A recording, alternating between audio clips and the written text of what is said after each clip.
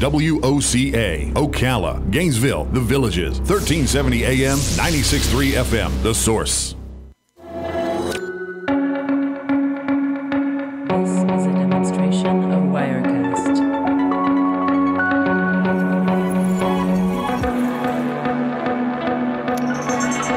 All right, 25 minutes before 10 o'clock. Thank you for tuning in. The next guest has a book with a one-word title, and it is a very emotional one word. All I got to do is say this one word, and you have a feeling. You will have a feeling when you hear this one word. I don't know what feeling that'll be. Yeah. The word is divorce. Oh my gosh, right? It shoots like an arrow, right? That word? Yes, it does. It pierces. Pegotty Cooper is our guest, and the reason Robin feels so strongly, she's been through one. The reason I feel so strongly is I've been through one. Pegotty is a personal divorce coach. She's the co-founder of the CDC Certified Divorce Coach Training and Certification Program. She's the co-creator of the seminar, The Biggest Mistakes People Make in Divorce, and the book's subtitle is Overcome the Overwhelm and Avoid the 6 Biggest Mistakes, Insights from Personal Divorce Coaches. I don't know if I could give any advice at all, because I just don't know. Even though I went through it, I just don't know. Pegotty, good morning. Thank you for being on the air with us today. Good morning. Thank you so much for having me. You're welcome. Where are you? Where are you calling from? I'm calling from Tampa, Florida. Oh, okay. Not too far away. So how did you become a divorce coach? How does that happen? Well, it happened because I started coaching in about 2001, and I began to find that there were people dealing with all kinds of difficult situations: job loss, death of a spouse, moving, being uprooted, having to move to someplace else, and of course, divorce. But I didn't really. My divorce clients turned out to have all of these other issues. And then it turns out that divorce was the source of it. And so I kind of backed into that. I'd been divorced myself many years ago. Lots of shame associated with it. But, yeah, me too. I felt shame too. Yeah. And then I have a husband who is a certified financial planner, and he had started doing divorce mediation because, the knowledge of the finances is always very helpful in divorce mediation. And he joined forces with me and said, we can do this. We can only do so much on our own. We need to create more people that are really qualified as a profession to do this to help other people overcome the overwhelm and make good decisions. I was wondering if part of what you do is to help people see the part of their own selves that might have contributed to the divorce so that it doesn't happen again. Well, we certainly do that as part of our divorce recovery program, because, and we also have to, earlier, even at the very beginning, we have to look at what are your patterns of communication, because often the patterns of communication are part of what's created the challenges or the conflict in the marriage to begin with. And so we do start looking at what can you recognize your own patterns? Do you stonewall people? Do you criticize? Do you, what is the patterns that are there, and help them to change those? Because if you don't change them, even if you're going into divorce, it's going to be very long and a very costly process. Is it hard for people in general to see their contribution to what went wrong? It seems to me that everybody I know that's also been divorced is always blaming the other person, and very, very rarely do I hear somebody say it was my fault or it was half my fault even. Well, one of the things that we work with our clients on is helping them to identify who they are when they're at their best, and then to keep using that as a touchstone for them with the question, what would, okay, this is the decision you want to make now. Let's do a little check-in here with who you are when you're at your best. Is that how do you want to be seen by other people as you go through the divorce process? How do you want to be seen by your children? How do you want to model how to deal with difficult situations to your children? Because they are watching every move that you make. Sure. Now, does that play a role in what you do as far as coaching the children? I mean, and does it matter if they're grown or very young? It doesn't. So children, whether they're grown children or very young children, are all impacted by divorce. What really impacts children in divorce is the conflict between the parents. There have been a number of studies done. There's a long-standing study on the 25 years on the impact of children in divorce. And what they found is children can adapt to two households as long as they're not as long as they're not caught in the middle and they're being asked to choose loyalties or to try to help one versus another. And parents often put children in the middle of the divorce.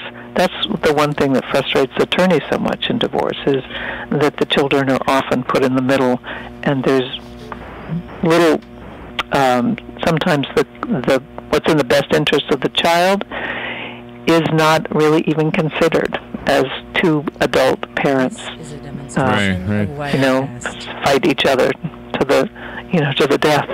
And the divorce usually happens when one person wants it and the other person is totally blindsided when that happens. I mean, you can't ever think, in your life that when you get married and you say till death do us part, that this is ever going to happen. Absolutely. And, when somebody blindsides someone, I often talk to people who are looking at the possibility of divorce, either because the spouse has said to them, I want a divorce, or, watch out, I'm going to divorce you, or they've just said, I can't live under these conditions anymore. I can't, I just can't live like this. So they come and talk about, and what I want to do is help them have their eyes wide open about the impact that divorce is going to have on every aspect of their life. And so often we focus on, that communication, and they'll say, I said, have you talked to your husband or your wife about divorce? And they'll say, well, they know I'm unhappy. I know, but have you said the D word? Because, often we think we're communicating, but we're not communicating. We're afraid to communicate, how we really feel. And so, I'm sorry, go ahead. I was just wondering, does the book serve the person who's thinking about it or is afraid that their spouse is thinking about it in a way that it might actually save a marriage? Will the book actually save a marriage if they understand the coaching part of it, I guess? Well, it focuses on 6 mindset mistakes that people make. And one of them is thinking that they can just rely on one source of information for whatever it is that they're choosing. So if you go to a divorce attorney, it's highly likely that they're going to talk about divorce, right? Sure. Yeah. And so we want to help people realize that there are lots of resources out there that they can use. An attorney is certainly the only person you can go to find out what your legal rights are and to get legal advice, but there are mediators that can help you and your spouse to come to some sort of understanding. In the mediation work that my husband has done, many times with people who are trying to unwind a long-term marriage, sometimes they just decide that it isn't worth it, that they just want to stay married and try to make a better go of it. You have different points in your book, and you also have blank lines, so that way the person that's reading it can try to become objective. Yes, it's really designed to help them self-coach themselves by asking questions, asking questions about, who are they when they're at their best? Am I aligning with my best self? What are my strengths? How can I expand my capacity for dealing more effectively with this? How can I seek expert perspective? What information is missing, and what do I need to know? And where can I find that? And then to just walk down the path and and really think through, if this is the direction I want to go in, what are the things that I'm going to meet along the way? What are the obstacles I'm going to meet? What are the needs that I'm going to have? And so, they begin to actually translate this concept into real life, like on a day-by-day basis. What does this look like, right? And often when people begin to think about it that way, and that's certainly what divorce coaches help them to do as well, is to walk down the path and think about, what do you need to make this work, whatever this is, and what are some of the obstacles that you're going to encounter. And so, yes, this is a workbook designed for them to ask themselves the same questions that a divorce coach might ask them.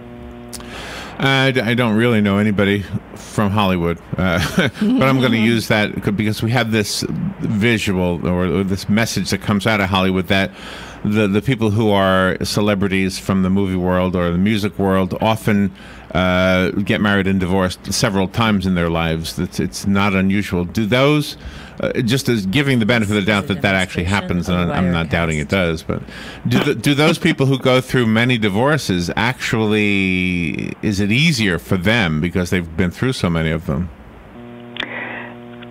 Well, every divorce is different, right? And the circumstances of every divorce are different. And the experience that you have going into each divorce is different. And so, you may go into your second divorce with very high expectations that this is the one. This is the one that's going to work, right? I did my practice earlier, and now this is the one that's going to work. And so, you may have unrealistic expectations, or you may have done all that inner work you were talking about to say, what was my contribution to the failure of my last marriage, and how can I do it differently this time? So it depends on your expectations as you walk into the marriage, and what you're expecting the marriage is going to provide to you, right? So if we all have different expectations about marriage, and if they're not talked about with the other person, we've got sort of a culture clash. Right. If you don't talk to them, because both of them are operating on an unspoken set of rules that they believe in, but they haven't communicated with the other person. So when you get married, you really have to create a new kind of treaty, right? How are we going to deal with money? How are we going to talk about emotions? How are we going to handle conflict? Because every family grows up understanding that this is the way we do it in our family, right? Do we have a different expectation as far as sex goes? I want to bring up a scene from the TV show Downton Abbey. Did you ever see this series that was on? Mm-hmm. Okay. The head butler, I guess, what was his name? Carson? Yes. Carlson. Was going to get married. And the woman he was going to get married to was not sure she wanted to have the sexual part, right? Mm-hmm. Well, yeah, because she felt she was old looking and her body wasn't a young looking body. All right, so there you go. And then he says to her, I want a full marriage. Meaning, I expect sex to be part of this relationship. That seems like what they demonstrated in the writing of that particular scene. I think it demonstrated what a lot of us where we don't go. We don't have that conversation. We don't really understand what sexually is expected or wanted, in a marriage. And I wonder if that's a big part of what you have to work with. Well, I wouldn't say that divorce coaching is so much. It's definitely a part of what caused the marriage to fall apart. It's definitely what you want to begin to be aware of, certainly in the recovery part of divorce, where you now begin to look forward into the next chapter, and you begin to think about, an intimate relationship. Many times some of the headlines that you see on articles written about intimate relationships after divorce is, hey, dating has changed, honey. You want to understand how it's different now, what the different expectations are. Yeah. You talk about leaving your baggage at the door, which I think is very important. Mm-hmm. So in order to be present with another person, right, like actually be listening to them and hearing what they're saying, you've got to focus on them. And if you're walking in with all your baggage as well, like, what are they thinking? What did they mean by that? What, do I have the right answers here? Or how am I going to respond next? Because I don't agree with what they're saying. Or I don't even want to listen anymore because I don't agree with what they're saying. And if I listen, they'll think that I agree, right? All of those tapes that go on in our head prevent us from just, like, being with another person as a human being, rather than, sometimes we look at people as objects. They're in the way of what we want, or they're a vehicle for what we want, and therefore we have to play it a particular way. But if we can just relate to people as human beings that have wants and needs and fears, just like we do, wants and needs and fears and shame, just like we do, because all human beings have that, then we can really begin to at least hear each other. And if we can hear each other, we can agree to disagree, but not shut people out. And it's being shut out, it's being not heard, that really, really causes relationships not to work. Can we talk a little bit about after the divorce and what your advice is to the exes regarding each other, especially if there are going to be life events that they will both be at? The children graduate from school, or they get married, or the other things where both of them will be at the same place at the same time. What do you tell the couple going through a divorce about that? What they should look forward to regarding that? Well, going through the divorce process, it is important, if you're going to do it sort of completely, so that you can move into a different relationship than the one you had, is that you've really got to develop some boundaries and recognize that you're no longer spouses, but you are co-parents, right? And as co-parents, there's a lot of responsibilities you have to raise your children so that they love both parents, that they aren't alienated. And parental alienation is one of those horrible things that happens to parents, but equally to children, because children develop, a perspective based on the influence of one parent, that the other parent is bad. If a child believes that the other parent is bad, that means half of them is bad too, right? Because they are the combination. Really true, yeah. So nobody wins in parental alienation. So you want to help them recognize, parents understand that a child needs both parents, regardless of how flawed or how flawed the parent is. And so they need both. They need to have the ability to engage equally with both parents. And then you have the friends in the relationship, and then you also have the in-laws for each other. Mm-hmm. So you want to also talk about, because in-laws are also grandparents. Yes. Now grandparents are a special relationship that a child has, and so and a grandchild is a special relationship to the grandparents. So if you can.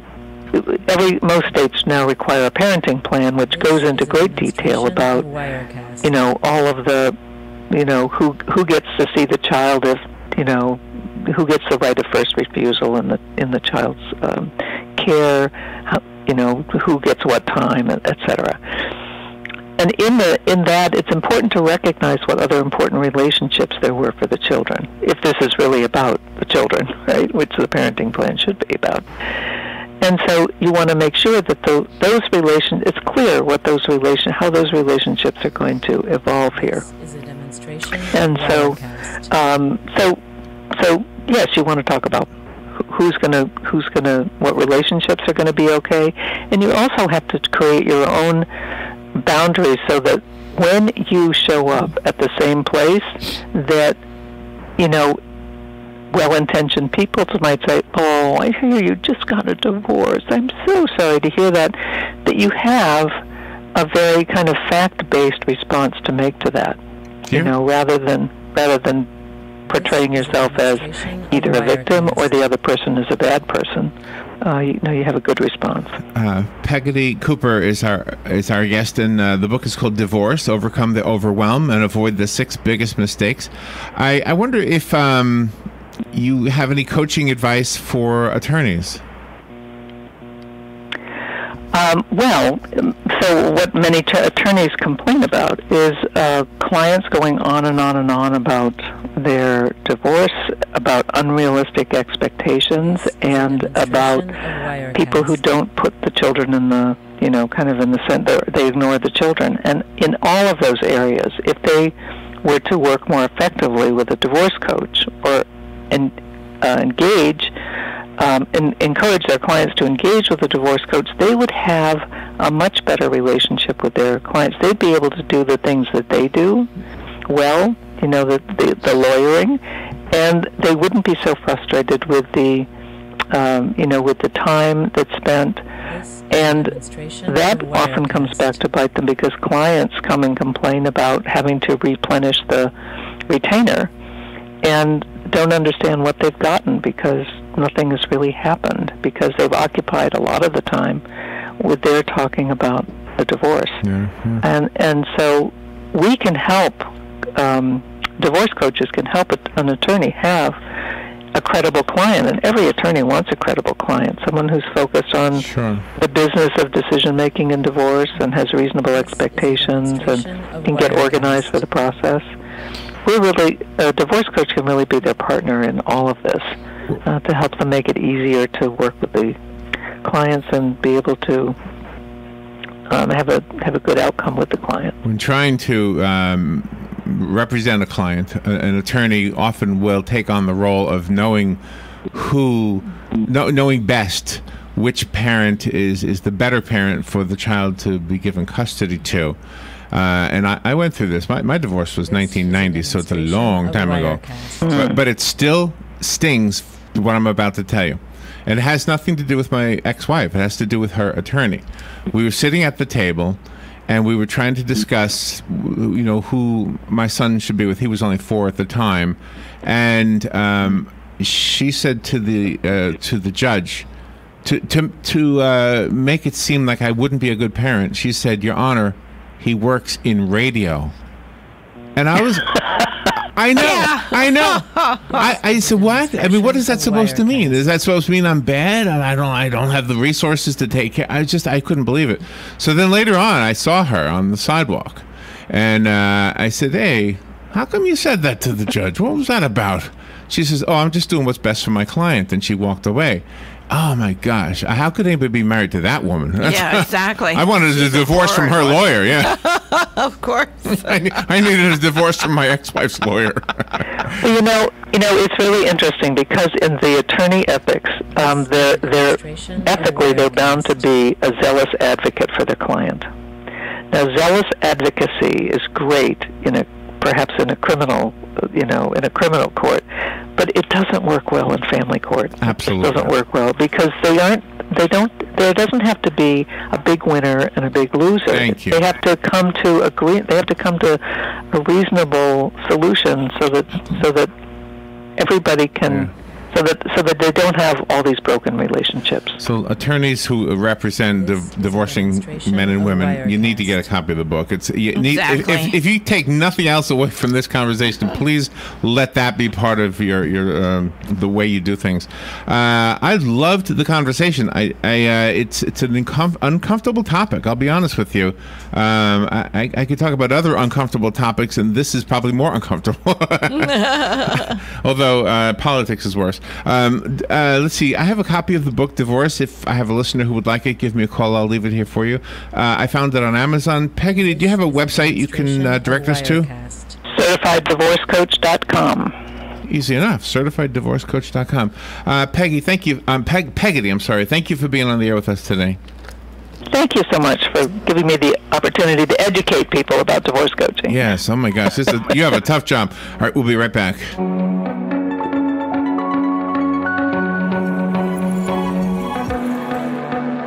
Broadcasting from the Paddock Mall Studios, this is WOCA, Ocala.